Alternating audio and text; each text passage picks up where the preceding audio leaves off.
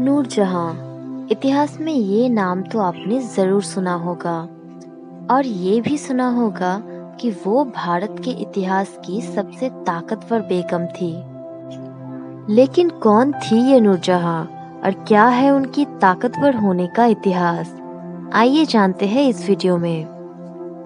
Video को अंत तक जरूर देखिए और अगर आप इस चैनल पर नए हैं तो प्लीज चैनल को सब्सक्राइब कर लीजिए और प्रेस कीजिए बेल आइकन को ताकि हमारा कोई भी वीडियो आपसे मिस ना हो सके। नूरजहां मुगल सम्राट जहांगीर यानी अकबर के बेटे सलीम के 20वीं और आखिरी पत्नी थे, जिनका असली नाम था मेहरुन्निसा। मेहरुन्निसा का जन्म 1577 में अफगानिस्तान के कंदर में हुआ था। उनके पिता मिर्जा गियास बेग और माता अस्मत बेगम असल में फारसी थे, जो सम्राट अकबर की शरण पाने के लिए ईरान से भारत आ गए थे। भारत आने के बाद उनके पिता ने अकबर की शरण में वजीर के रूप से उनकी सेवा करने लगे, जिसकी वजह से मेहरुन्निसा की बचपन लगभग अच्छे से बीता। लेकिन 17 साल की उम्र में उनकी शादी एक फारसी सैनिक शेर अफगान से हुआ, जो मुगल साम्राज्य के दायरे में बिहार के शासन के साथ नियुक्त थे। शादी के बाद वो शेर अफगान के साथ बंगाल चली गई, लेकिन वहां देशद्रोही की आरोप में शेर अफगान को बंदी बनाने का हुक्म दिया गया। इसी दौरान शेर अफगान वहां के गवर्नर के सैनिकों के साथ युद्ध करते हुए मारे गए।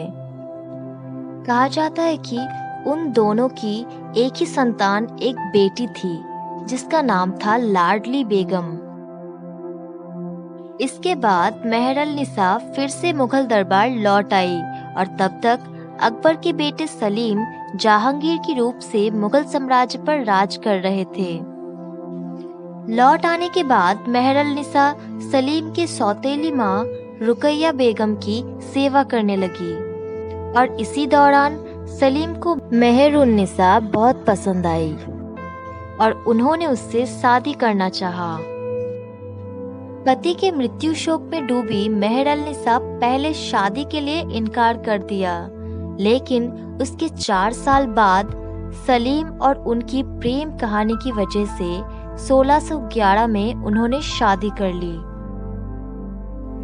इतिहास में बताया गया कि मेहरुन्निसा बहुत ही खूबसूरत, होशियार, साहित्य और स्थापत्य कला में निपुण और भी बहुत सारी खूबियों की वजह से जहांगीर ने उन्हें नूर महल की उपाधि से घोषित किया था। लेकिन फिर 5 साल बाद उनकी वफादारी को देखते हुए जहांगीर ने उन्हें नूरजहां यानी दुनिया की रोशनी के रूप में घोषित कर दिया और तब से वो नूरजहां के नाम से परिचित है। अब आते हैं नूरजहां की ताकतवर बनने की कहानी पर।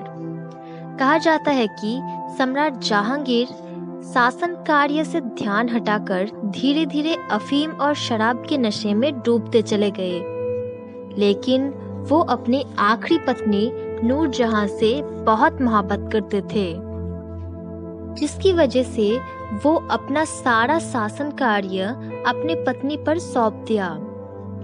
नूरजहां भी अपना पति का साथ देते हुए सारे कार्य बहुत ही जिम्मेदारी से संभालने लगी और पहली ऐसी महिला शासक बनी जिनके नाम की सिक्के की प्रचलन हुई।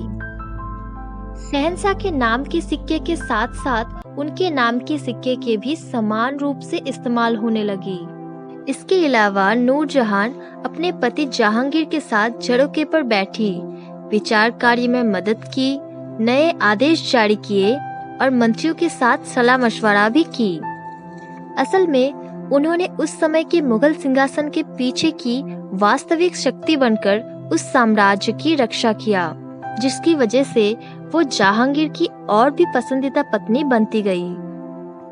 उनके पास बहुत शारीरिक बल और साहस भी था, क्योंकि वो अक्सर ही अपने पति के साथ शिकार पर जाया करती थी और वहाँ पे क्रूर बाघों का शिकार करने में उनका निशाना अचूक था, जिसकी चर्चे इतिहास की पन्नों में पाई जाती है। सम्राट जहांगीर के ऊपर नूरजहां की प्रभाव इतना था कि उनके कहने पर जहांगीर ने नूरजहां के पिता और भाई जो देशद्रोही की आरोप में गिरफ्तार हुए थे उनको आजाद कर दिया और विचार कार्य के उच्च पद पर उनको निर्धारित कर दिया। इसके अलावा एक बार जब जहांगीर को बंदी बना लिया गया था तब नूरजहां ने सेना का नेतृत्व किया और जहांगीर को छुड़ा लाया। नूरजहां को कुछ सम्मान और विशेष अधिकार भी दिए गए थे जो पहले किसी भी मुगल बेगम को नहीं मिला था। असल में उस समय जहांगीर से ज्यादा नूरजहां की प्रभाव मुगल साम्राज्य के विस्तार का असली कारण था। बाद में 1627 में जहांगीर की मृत्यु हो गई और शाहजहां वहां के सम्राट बन गए। इसके बाद नूरजहां की प्रभाव धीरे धीरे कम होने लगी और उन्होंने अपना बाकी जीवन अपनी बेटी लाडली बेगम के साथ लाहौर में एक आरामदायक हवेली में बिताया। उस समय उन्होंने अपने पिता और पति के लिए बहुत सारे मकबरे भी बनवाए और जहांगीर ने भी मृत्यु से पहले नूरजहां के लिए एक शाही महल बनवाया था।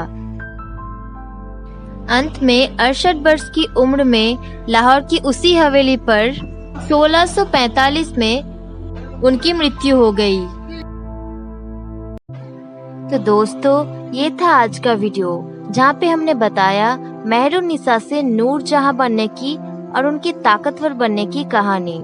अगर वीडियो पसंद आए तो वीडियो को लाइक कीजिए, शेयर कीजिए और सब्सक्राइब कीजिए हमारे चैनल को कुछ ऐसे वीडियोस देखने के लिए।